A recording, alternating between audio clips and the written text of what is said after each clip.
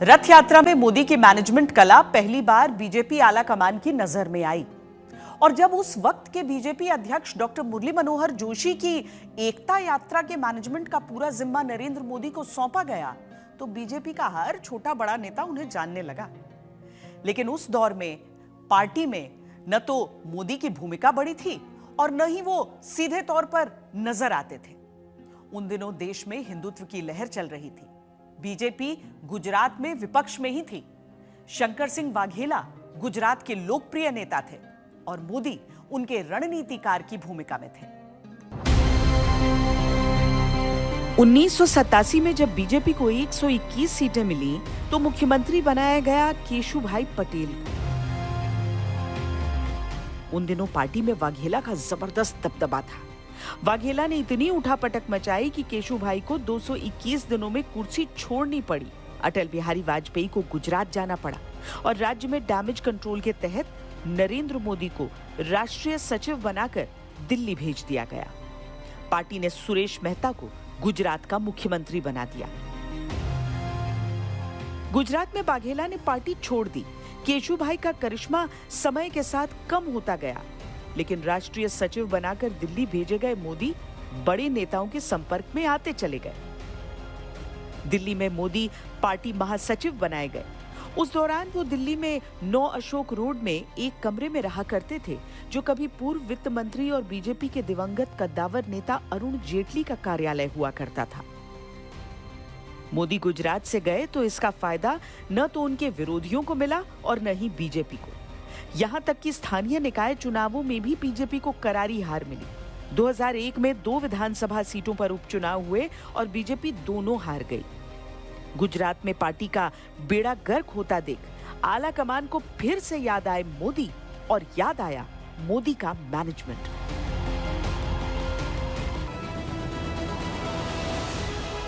फैसला यह हुआ कि केशुभाई को हटाकर नरेंद्र मोदी को गुजरात की गद्दी सौंप दी जाए।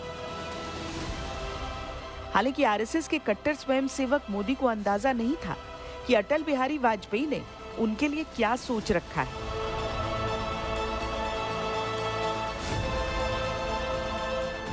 मुझे याद है जब मुझे मुख्यमंत्री का दायित्व मिला था तो अटल जी प्रधानमंत्री थे, उनका टेलीफोन आया कि भाई कहाँ हो, तो मैंने उनको कहा मैं स्मशान में हूँ। मैंने कहा ये माधवराव जी सिंधिया का जो एक्सीडेंट हो गया है उसमें उनके साथ एक पत्रकार कैमरामैन है गोपाल, उसका भी स्वर्गवास हुआ है, तो मैं उस गोपाल के फ्यूनरल में आया हूँ। तो मैं रात को अटल जी के यहाँ गया और फिर उसके बाद मेरे जिम्मे काम आ गया, अचानक आ गया, मुझे पता तक नहीं था। मैं गुजरात से दूर था, मैं गुजरात की गतिविधियों से भी परिचित नहीं था और वही जिंदगी की शुरुआत एक नए मोड़ पे आके करती। मोदी जब गुजरात लौटे तो पार्टी फूट और आपसी कलह से त्रस्त थी, पर मोदी के पास इतना वक्त नहीं था कि वो लोगों के गिले शिकवे दूर करते। 1 साल बाद चुनाव थे। फूट से भरी पार्टी को दोबारा खड़ा करना था और सरकार में लौटना भी था। मोदी बीजेपी और गुजरात में डटकर अगले साल होने वाले चुनावों की रणनीति बनाने में लगे थे, पर उन्हें कुर्सी संभाले कुल 4 महीने ही हुए थे जब गुजरात में वो हो गया जिसके बारे में किसी ने सोचा भी नहीं था।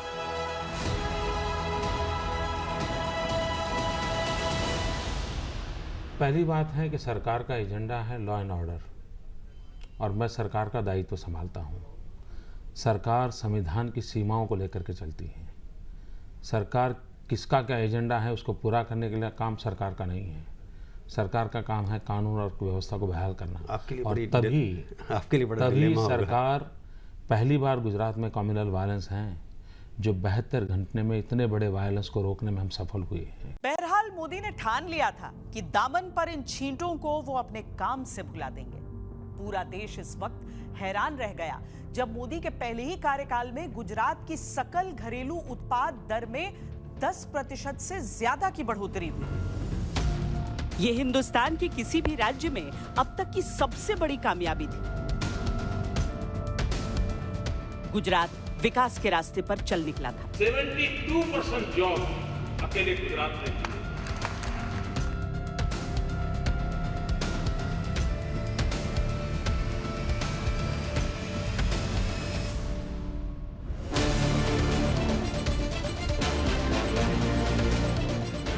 गुजरात की शक्लो सूरत बदली तो मोदी भी बदले बदले से नजर आने लगे।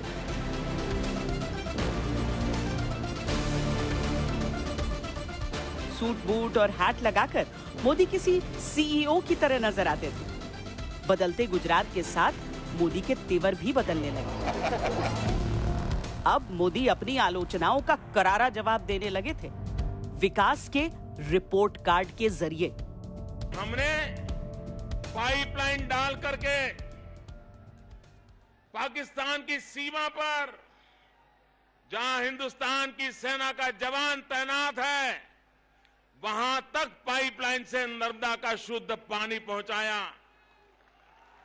रेगिस्तान में भी पानी पहुंचाया और दुनिया की सबसे लंबी पाइपलाइन लगाई। पाइपलाइन की साइज इतनी बड़ी है कि हमारे मित्र भाई अखिलेश मारुति कार में बैठ करके परिवार के साथ उस पाइपलाइन के अंदर गाड़ी चला सकते हैं और जिसमें से हम नर्मदा का पानी ले जाते हैं, 9000 गांवों में पीने का शुद्ध पानी पहुंचाते हैं। 2003 में मोदी ने दुनिया में वाइब्रेंट गुजरात का नारा दिया ताकि गुजरात का आंतरिक ढांचा भी मजबूत किया जा सके, गुजरात के लोगों को रोजगार मिल सके। इसके लिए मोदी ने देश विदेश के निवेशकों के लिए गुजरात के दरवाजे खोल दिए। कुछ लोग ऐसे होते हैं जो कि सुनते और गुनते दोनों हैं। तो मोदी जब आरएसएस के प्रचारक थे तो उन्हें पूरे देश को घूमने का मौका मिला, सर्टेन जगहों पर काम करने का मौका मिला। वो एक ऐसे परिवार से भी आते हैं जहां रोज कुआं खोद कर पानी पीना पड़ता है और ऐसे लोगों में अक्सर जिजीविषा बड़ी ज़बरदस्त होती है। तो एक तो उनका वो पारिवारिक संस्कार कि ज़मीन से जुड़े रहना है और ज़मीन से जुड़े रहकर ही ज़मीन से शक्ति हासिल करनी है। दूसरा, आरएसएस के दौरान जो उनकी ट्रेनिंग हुई और तीसरा, जब वो राजनीति में आए तो उन्होंने आम आदमी के दुख दर्द पर जिस तरीके के ध्यान दिए और उन्होंने जो प्रशासन में प्रयोग किए, उसने गुजरात में उनको एक अजर अमर अविनाशी टाइप का राजनेता बना दिया। समाज की समझ, समाज के अंतर विभेदों की समझ, सबको साथ लेकर चलने की शक्ति और प्रशासन पर ज़बरदस्त पकड़, ये मोदी को मोदी बनाती है। विरोधियों ने कई दफा मोदी के विकास के रिपोर्ट कार्ड की धज्जियां उड़ाई। कभी दंगे, कभी फेक एनकाउंटर का कीचड़ उछालकर उनके प्रगति के दावों को धूमिल करने की कोशिश की, लेकिन मोदी आगे बढ़ते रहे, रुके नहीं। मुझे कितने ही गालियां दे, मैं तो भगवान शिव का भक्त हूं, सारा जहर निगल देता।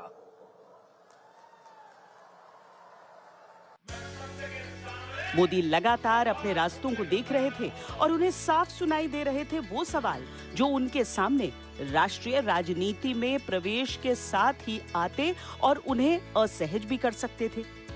इसीलिए उन्होंने इस पर अपना काम जारी रखा और गुजरात के मुख्यमंत्री रहते सद्भावना मिशन प्रारंभ किया।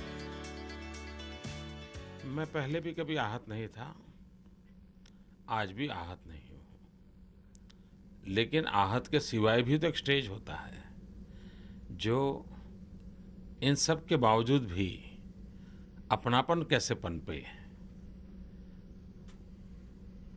किसी ने कुछ कर दिया, उसके बावजूद भी अगर मैं अनशन पर बैठा हूं तो मुझे भी तो ईश्वर से कुछ अपने लिए मांगना चाहिए। तो मैंने खुद के लिए मांगा है कि मुझे शक्ति दे, जो मुझे सबसे प्यार करने की ताकत दे, सबको अपना बनाने की ताकत दे। और ये तो निरंतर प्रक्रिया है जो चलनी चाहिए।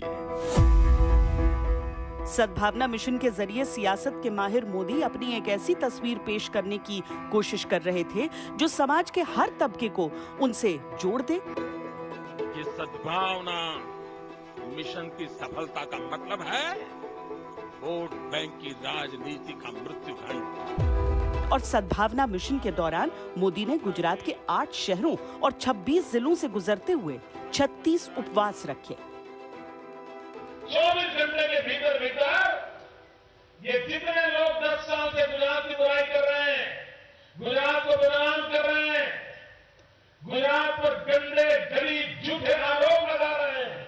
फिर एक बार गुजरात को बदनाम करने के पूरी ताकत के साथ मैदान में उतरेगी। हमने तो गुजरात को ऐसा पेंट किया था, लेकिन गुजरात तो कुछ और है। हमने तो मुसलमान के लिए कह दिया था, लेकिन यहां तो लोग गले मिल रहे हैं। हमने ईसाइयों के लिए कहा रहा था, लेकिन यहां तो ईसाई भी साथ चल रहे हैं। ये गुजरात की एकता, गुजरात की शांति, गुजरात का भाईचारा, ये सद्भावना मिशन के माध्यम से ये शक्ति के जो दर्शन हुए हैं, इससे ये लोग मुट्ठी भर लोग चौंक गए हैं। प्रधानमंत्री मोदी ने कभी अपनी आलोचनाओं का मुखर होकर जवाब नहीं दिया। वो हमेशा कहते रहे कि उनका काम ही उनका जवाब है। इस तरह गुजरात को देश के विकसित अग्रणी राज्यों में शुमार करते करते वो गुजरात के 13 बरस तक मुख्यमंत्री बने रहे। ये वो दौर था जब केंद्र की यूपीए 2 सरकार पर भ्रष्टाचार के गंभीर आरोप लग रहे थे और मोदी मोदी की आवाज दिल्ली तक सुनाई देने लगी थी।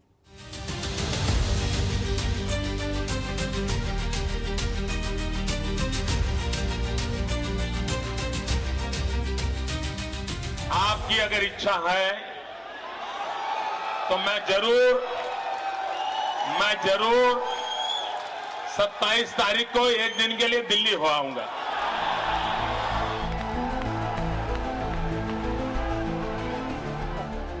संयोग देखिए, वो पहली बार मुख्यमंत्री बने, उसके पहले विधायक तो छोड़िए पार्षद तक कभी नहीं बने थे। और जब उनका नाम बीजेपी ने प्रधानमंत्री पद के उम्मीदवार के तौर पर 2013 में घोषित किया, तब तक वो न कभी सांसद रहे थे, न उन्होंने दिल्ली की राजनीति की थी। आज भारतीय जनता पार्टी के राष्ट्रीय नेतृत्व ने मुझ जैसे एक सामान्य परिवार से आए हुए, छोटे से कस्बे से आए हुए एक कार्यकर्ता को बहुत बड़े कार्य के लिए दायित्व दिया है। मोदी की उम्मीदवारी की ताकत पर तब विपक्ष क्या, पार्टी के भीतर भी कई लोगों को विश्वास कम था। लेकिन ये मोदी थे, उन्होंने वो पिच तैयार की जिस पर विपक्ष को रन बनाना मुश्किल पड़ गया। अन्न रखने के लिए जगह नहीं थी। रेलवे प्लेटफॉर्म पर अन्न के ढेर पड़े थे, बारिश में सड़ रहे थे। भारत की सुप्रीम कोर्ट ने दिल्ली सरकार को कहा कि आप ये जो अनाज है वो गरीबों को बांट दीजिए। दिल्ली सरकार ने ये अन्न बांटने से इनकार कर दिया। इतना ही नहीं, वो अन्न सड़ता रहा और बाद में क्या किया, शराब बनाने वालों को 65 पैसे में बेच दिया। भाइयों बहनों, 65 पैसे में बेच दिया। मोदी की उम्मीदवारी से 2014 का आम चुनाव बीजेपी या एनडीए से अधिक मोदी वर्सेस यूपीए बन गया। पीएम मोदी ने आक्रामक प्रचार भी किया और जनता से डायरेक्ट कनेक्शन भी जोड़ा। कनेक्शन के तारों में राष्ट्रवाद भी था, गरीबी की स्थिति के निजी अनुभव भी थे, देश का स्वाभिमान भी था, देश का मान भी था।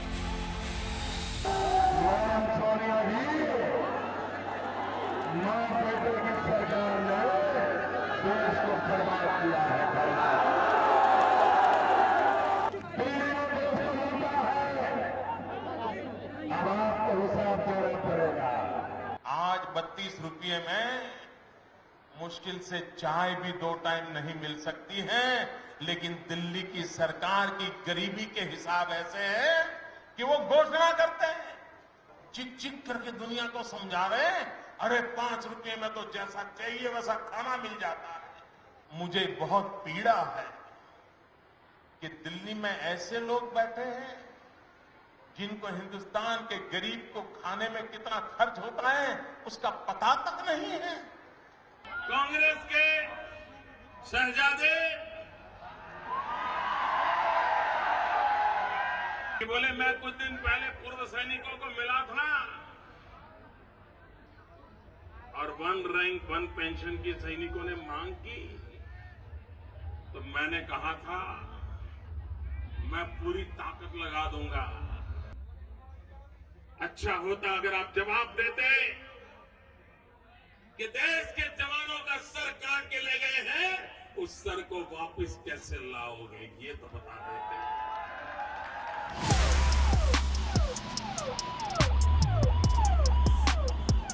चुनाव से पहले उन्होंने देश की जनता से एक वादा किया और जनता ने उस पर भरपूर विश्वास किया। चुनाव ऐसा है जो 125 करोड़ देशवासियों में एक नई आशा लेकर के आया है। भाइयों बहनों, आपको लगता है अच्छे दिन आने वाले हैं? आपको लगता है अच्छे दिन आने वाले हैं? आपको लगता है बुरे दिन जाने वाले हैं? 2014 में आम चुनावों का नतीजा आया तो मोदी के अच्छे दिनों के वादे पर जनता ने मुहर लगा दी। जनता का प्रचंड मत मिला। मैं नरेंद्र दामोदर दास मोदी और 26 मई 2014 को नरेंद्र दामोदर दास मोदी ने देश के प्रधानमंत्री के तौर पर शपथ ली।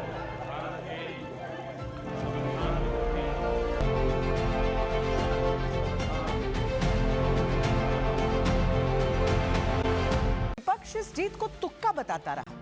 पीएम मोदी की योजनाओं को फूटने वाला गुब्बारा कहकर प्रचारित करता रहा। लेकिन पीएम मोदी ने जो संकल्प बचपन में लिया था वो अब भी काम आ रहा था। मैं जानता हूं पहली बार मैं जीत करके आया, देश की जनता ने मुझे जिता करके बिठाया, तो जो लोग नहीं चाहते थे उनको समझ नहीं आया कि कैसे हो गया।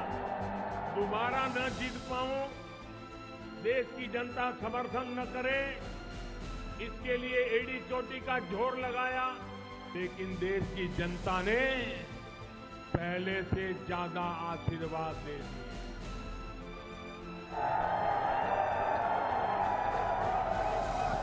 ये सदमा ये अभी भी सहन नहीं कर पा रहे हैं।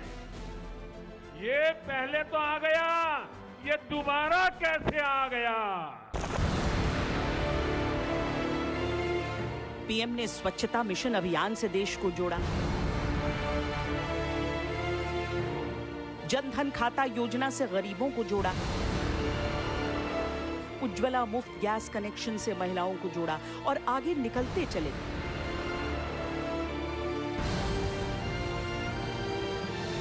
उन्होंने खुद को प्रधानमंत्री नहीं, प्रधान सेवक घोषित किया। देश की जनता जनार्दन ने एक गरीब मां के कामगार बेटे को आशीर्वाद देकर प्रधान सेवक बना दिया। विपक्ष कभी नोटबंदी, कभी जीएसटी, कभी रफाल खरीद, कभी किसानों के मुद्दे, कभी सर्जिकल स्ट्राइक के सबूत के आधार पर सरकार के गिरने की उम्मीदें लगाता रहा। लेकिन पीएम दूसरे ट्रैक पर चल रहे थे और 2019 के आम चुनावों में उन्होंने और भी बड़ी जीत हासिल की। प्रधानमंत्री मोदी ने 3 तलाक जैसी कुरीति खत्म की, जम्मू कश्मीर से धारा 370 को खत्म किया, राम मंदिर निर्माण में अहम भूमिका निभाई, देश के अहम मंदिरों और मठों का कायाकल्प किया, साथ ही देश की अर्थव्यवस्था को लेकर बड़ा सपना देखा। हमारी सरकार का इंटेंट और कमिटमेंट एकदम साफ है। हमारे डायरेक्शन में कोई डायवर्जन नहीं है। चाहे नेशन फर्स्ट ये हमारा कमिटमेंट हो, चाहे $5 ट्रिलियन इकोनॉमी का संकल्प हो, चाहे सैचुरेशन अप्रोच को हम अचीव करने का इरादा लेके चले हो, चाहे जीरो इफेक्ट जीरो डिफेक्ट की बात हो, चाहे आत्मनिर्भर भारत का हमारा दृढ़ संकल्प हो, चाहे विकसित भारत के विराट संकल्प के लिए हमारी लंबी दौड़ हो, हम इसके लिए पूरे फोकस के साथ काम कर रहे हैं। दूसरे कार्यकाल के साथ कोरोना जैसी महामारी आई, जिससे प्रधानमंत्री ने देश को एकजुट किया और आपदा में अवसर के साथ आत्मनिर्भर भारत का मंत्र दिया। 21वीं सदी का भारत एक नए मिजाज का भारत है। न हमें आपदाएं रोक सकती हैं और न ही बड़ी बड़ी चुनौतियां। एक ऐसा भारत जो आत्मविश्वास से भरा हुआ है, जो अपने सामर्थ्य को पहचानता है। ये बात हमने इस कोरोना काल में भी देखी है, जब दुनिया के अनेक देश थम गए थे। हमारे देश ने नई नीतियां भी बनाई, नए निर्णय भी लिए। 2024 में नरेंद्र मोदी लगातार तीसरी बार देश के प्रधानमंत्री बने। मैं नरेंद्र दामोदर दास मोदी वो आज भी अपने पहले कार्यकाल की ही तरह ऊर्जा और उत्साह से कड़े और बड़े फैसले लेते हैं। इस अगस्त लाल किले से लगातार 12वीं बार तिरंगा फहराकर प्रधानमंत्री मोदी ने जो देश से संवाद स्थापित किया, वो संकेत देता है कि सफर अभी जारी है। न हम रुकेंगे, न हम झुकेंगे। 2047 में विकसित भारत बना करके रहेंगे।